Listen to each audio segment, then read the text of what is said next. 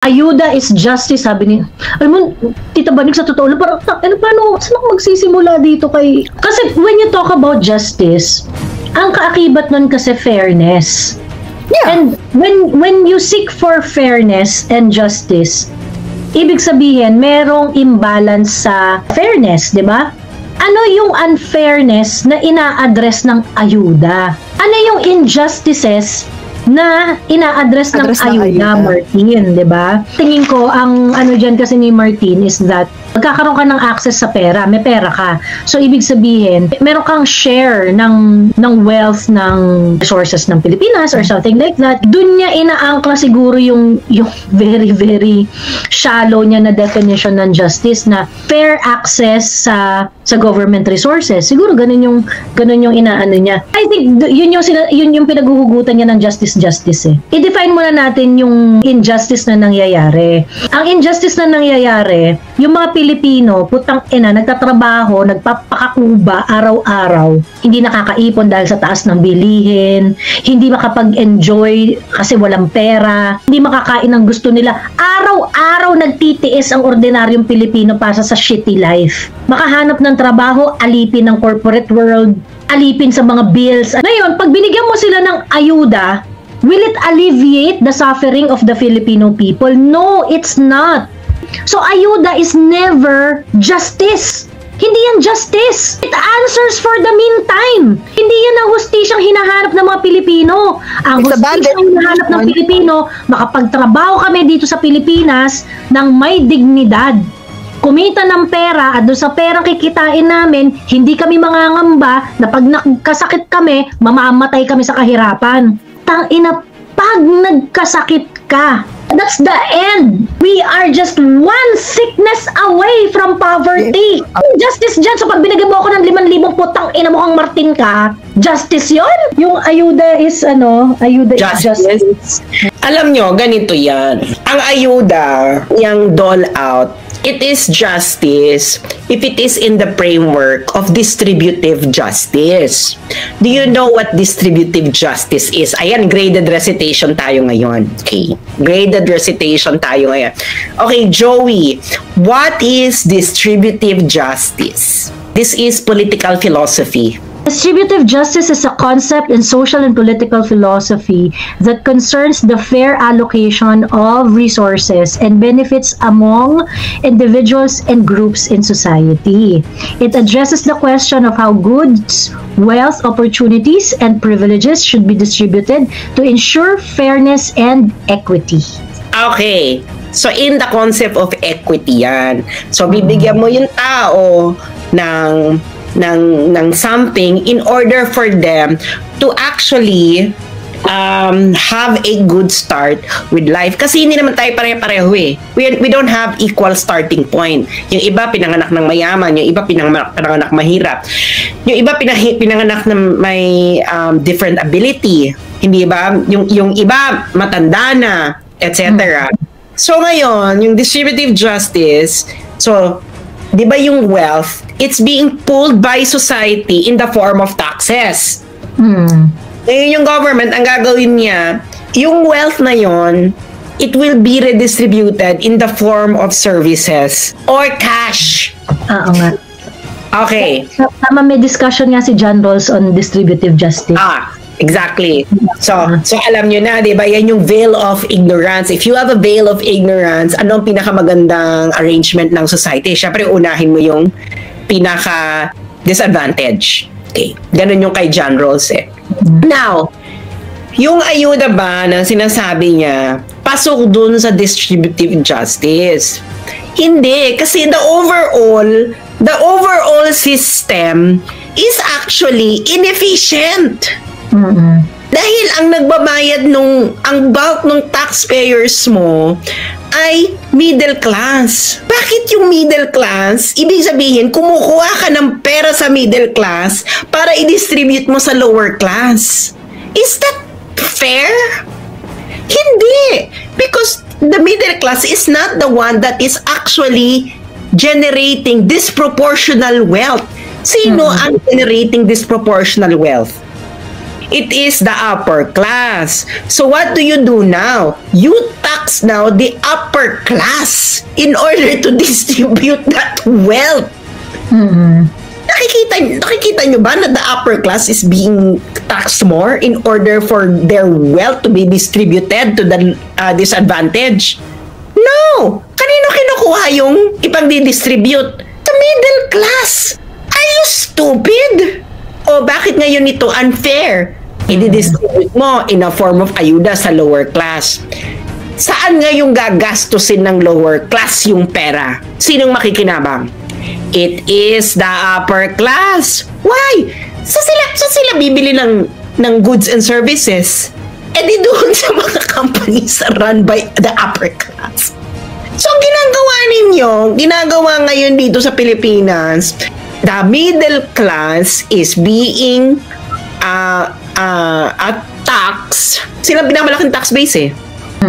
Ang middle class eh.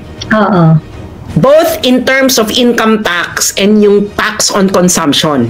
Of course, no, if ang upper class kasi ang baba ng income tax niyan kasi makakapag-hire yan ng mga attorney, ng mga marami yung emos kaya nga pwede nilang yung profit nila baguhi, maraming hocus-pocus. So ngayon, yung middle class, they're actually financing the ayuda.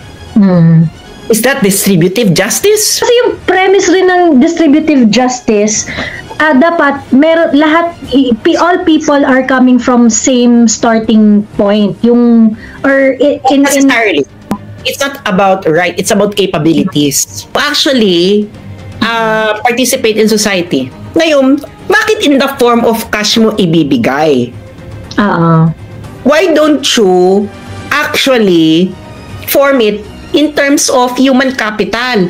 Like for example, bakit kailangan ka mag-alat ng 21 billion for ayuda?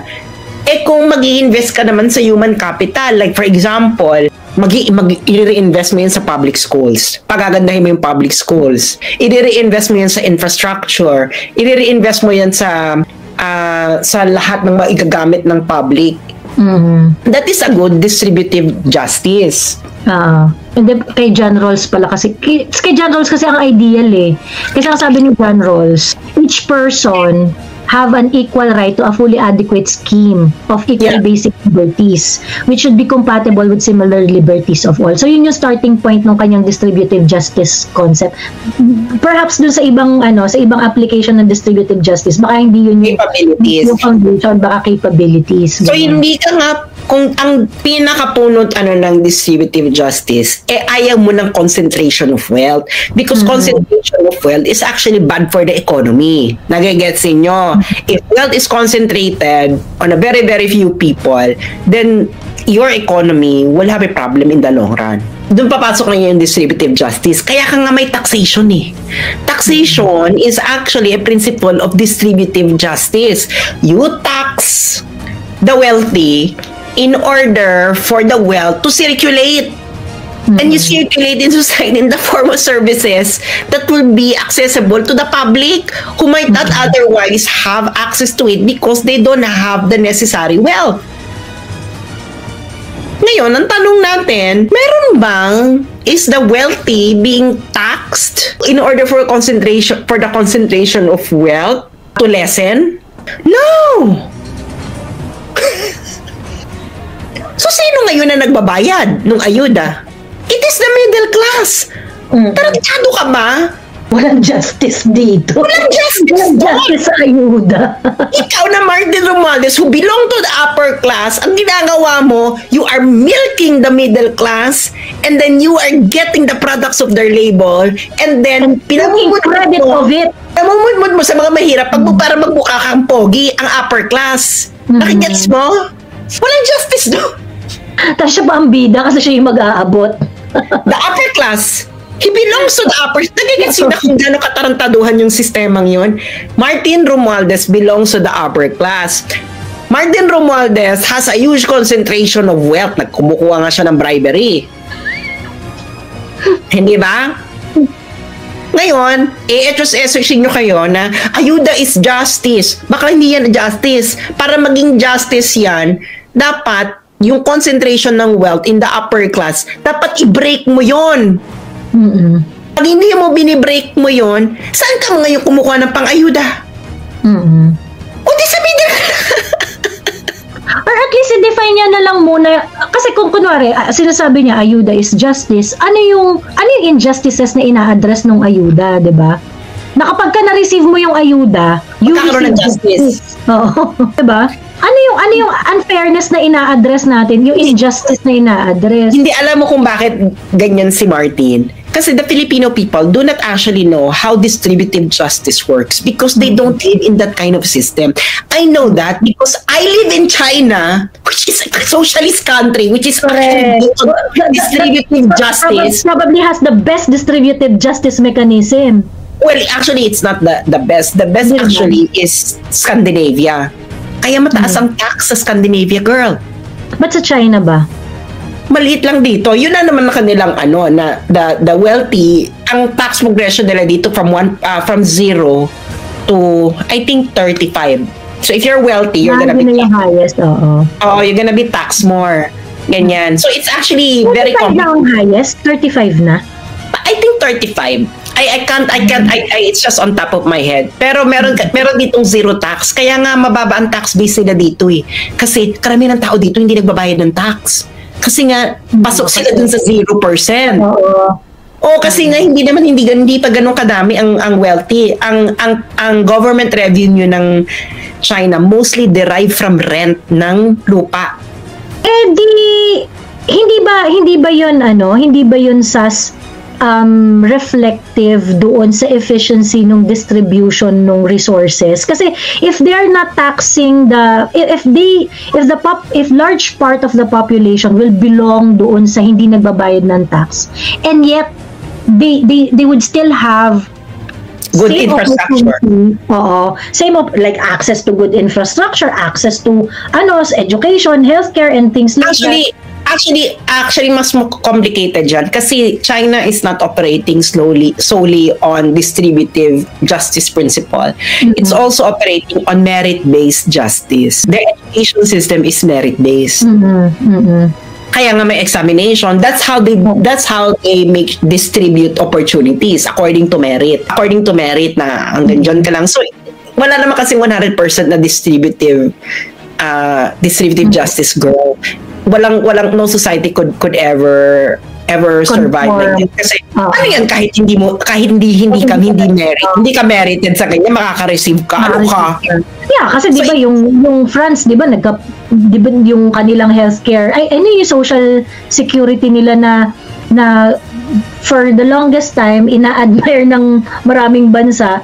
Eventually, nagkaroon na rin sila ng problema, and I think parang not na nila rin yung it's not actually nagiging problema yan halimbawa sa Europe, no? Halimbawa sa Netherlands it has may daron silang distributive justice, mataas din yung tax ng wealthy, everything is being taxed, your car, lahat tinatax. So that's their form of distribution.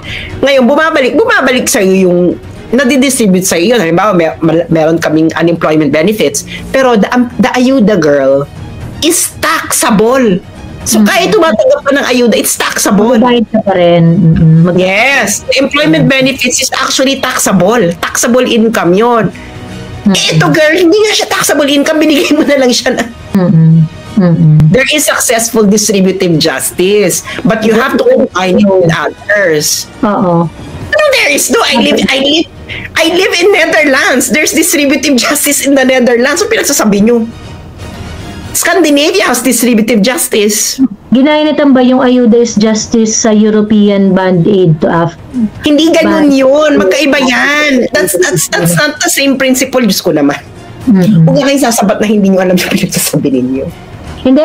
I think yung speech ni Tamba, yun yung storyline na finalo niya. Yung aid, hindi nga po pwede yon kasi nga the thing with Tambalos laws is it can only be justice if yung ayuda mo nanggagaling yan by breaking the concentration of wealth in the upper class. Ginagawa mo ba yon? Hindi. So saan mo kinukuha yung pan-distribute mo? O di sa middle class. Simple. Sa anong justice? it's not justice. It's actually injustice to the middle class. Dito sa DK, nagbayad ako 42% tax, pero okay lang kasi may justice, free education, child support, free hospitalization, doctors. Ayan, exactly. That's form of You get something. That's distributive justice. Nagigets mo? Ibig sabihin, no, tataksan ko kayo ng mataas, pero it will be redistributed to everyone in the form of actually quality public service. That is distribution. Okay? So ngayon, itong ginagawa ni Tambi na namimigay siya ng pera, that's not distribution. That is actually a symptom of government inefficiency. Dahil imbes na yung pera na ipang-ayuda mo, i-invest mo to improve government efficiency, it's putting to waste. Actually, the money is circulating back to the upper class. Dahil kung ikaw, bumili ka ng ayuda, Joey, saan ka bibili? Ng sardinas. Eh di doon sa upper class, kanina ba? Sa may-ari ng supermarket. Diba? Uy, mostly yan, karamihan yan siguro mag-go-bingo, mag-online gambling, huwag na tayo magbulahan. O di balik ulit sa upper class. Diyos ko naman. So, was there fair distribution? Of course, none. So ano na-distribute? At saan nanggaling yung distribute mo? Para masabi nating may hustisya. Kanina may usapan kasi yung parang tungkol doon kay Tambi na hindi naman daw magaling si Tambi kasi kumbaga parang soap opera naman daw talaga yung mga diskarte niya and whatsoever, ganyan. Pero alam nyo, yung fact na napag-isa ni Tambi yung House of Representatives to the extent na nagawa niya ng paraan na talagang sila yung magdidikta ng national budget is already a feat for a tambaluslos like him. Ganon. So, kumbaga parang, ang ano kasi doon, nag-work kasi yung mga diskarte niya. Kung ano man yung ginawa niya siya sa House of Representatives para hawakan ng bayag ni BBM, hawakan ng bayag ng Senado, the end game ng mga ginagawa niya, na-achieve na yung goal niya. Kaya sabi ko, wag yung maliitin masyado kasi na-workout ni Tambi yung plano niya. Hindi lang siya 100% nagtatagumpay dun sa mga ginagawa niya.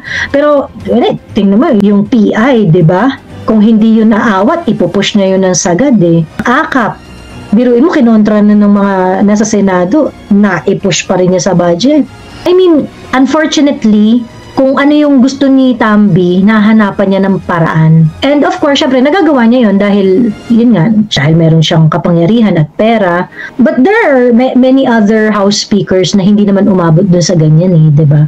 Kung ganyan, nagagawa niya to ng House Speaker pa lang siya, ano pa yung kaya niyang gawin kapag siya na yung Prime Minister? Tsaka, kadiri, puta kita.